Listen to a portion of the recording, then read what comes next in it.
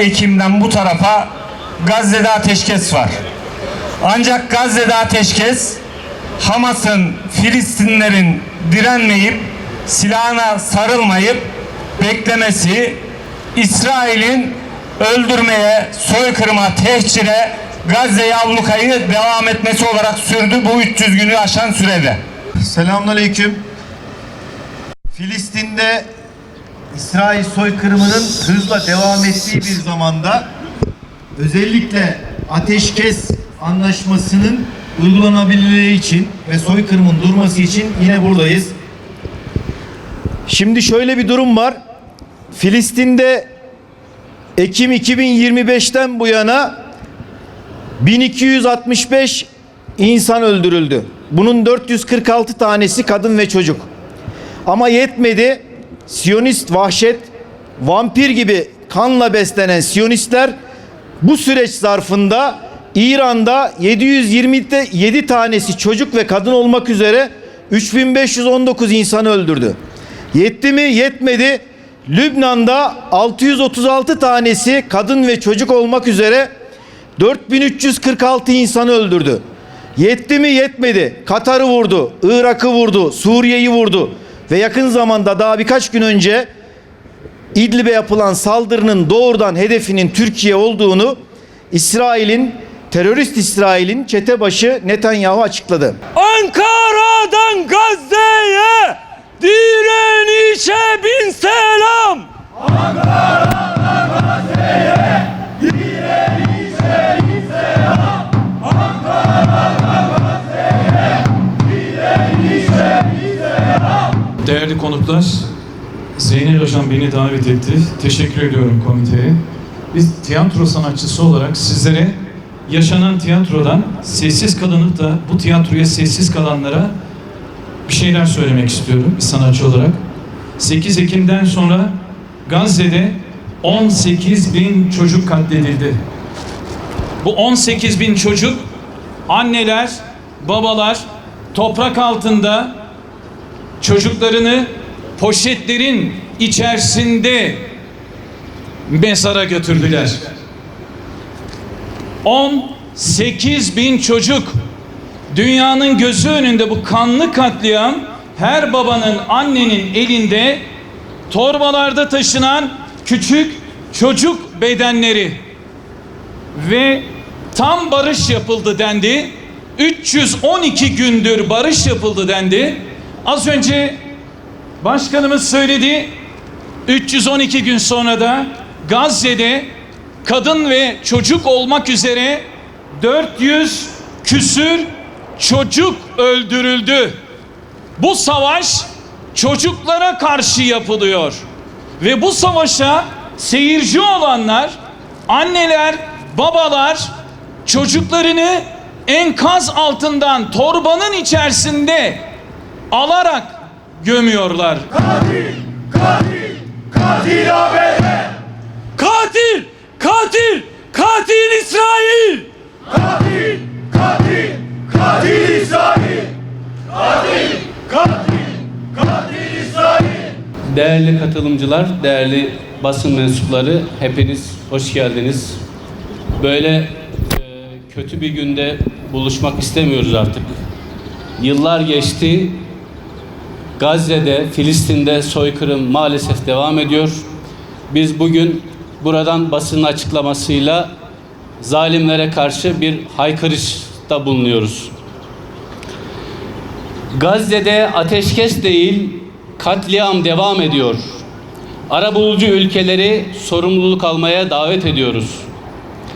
Değerli basın mensupları, bizler Ankara-Filistin Dayanışma Platformu olarak bugün burada Gazze'de 1049 gündür devam eden insanlık dramına dikkat çekmek ve uluslararası kamuoyunu yeniden harekete geçirmek için bir araya gelmiş bulunuyoruz.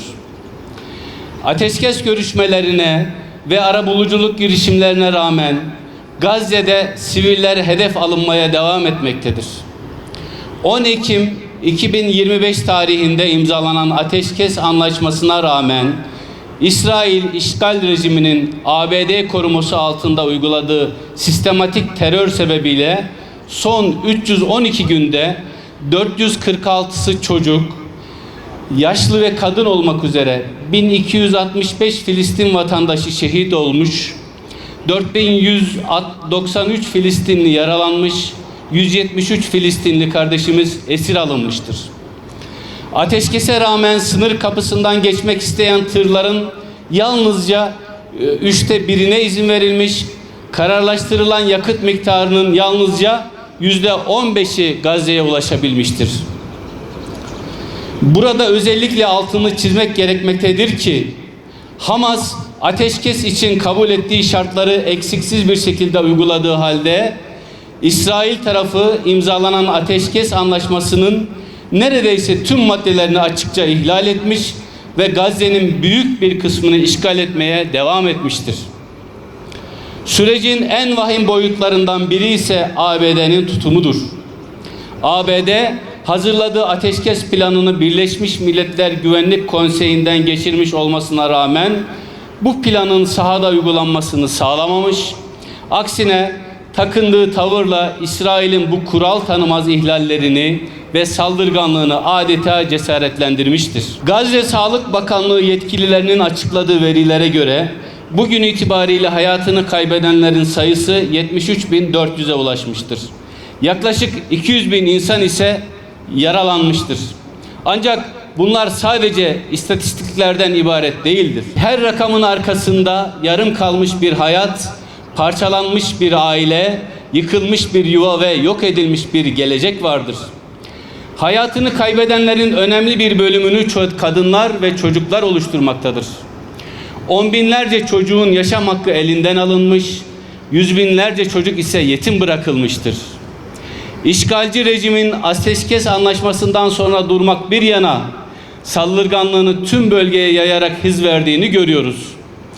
İşgalci rejim Batı Şeria'daki işgali genişletmekte, Lübnan ve Suriye topraklarını işgal etmekte, İran'a yönelik saldırılarını sürdürmekte ve hatta Türkiye'nin Suriye'deki varlığı ile güvenliğini hedef alan saldırılara cüret etmektedir.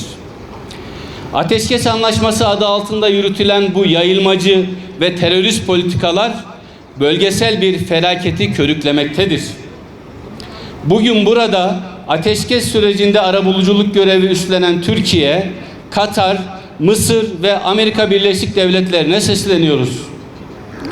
Eğer bir ateşkes anlaşması varsa bu anlaşmanın uygulamasını sağlamak arabulucu ülkelerin sorumluluğundadır. Bu nedenle arabulucu ülkelerden özellikle aşağıdaki adımları ivedilikle hayata geçirmesini talep ediyoruz.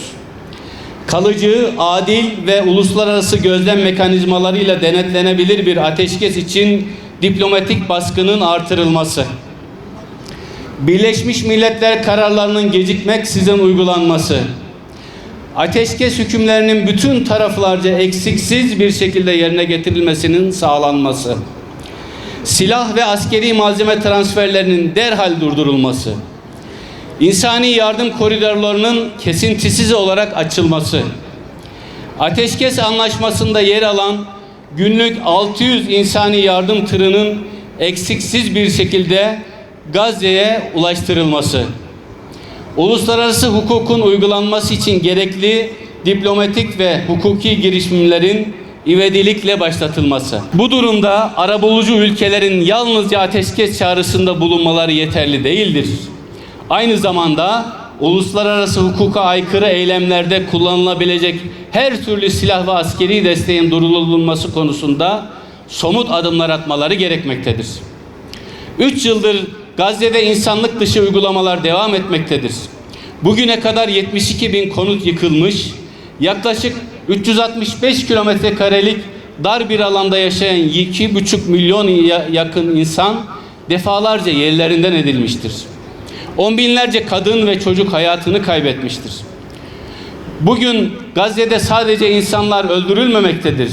Okullar, hastaneler, ibadethaneler ve toplumun temel ihtiyaçlarını karşılayan kamu binaları da sistematik bir şekilde yok edilmektedir. Üstelik yıkıntıların altında hala kayıtlara geçemeyen on binlerce insanın bulunduğu gerçeği yaşayan trajedinin büyük boyutlarını daha da ağırlaştırmaktadır. Bizler Ankara-Filistin Dayanışma Platformu olarak Gazze'de ve bölgede devam eden bu insanlık dışı uygulamaları, katliam ve soykırımı dünya kamuoyuna duyurmaya devam edeceğiz. Zulmün karşısında susmayacağız. Mazlumların sesi olmaya devam edeceğiz. Gazze'de kalıcı bir ateşkes sağlanıncaya, işgal sona erinceye ve Filistin halkının temel hakları güvence altına alınıncaya kadar mücadelemizi sürdüreceğiz. Kamuoyuna saygıyla duyurulur.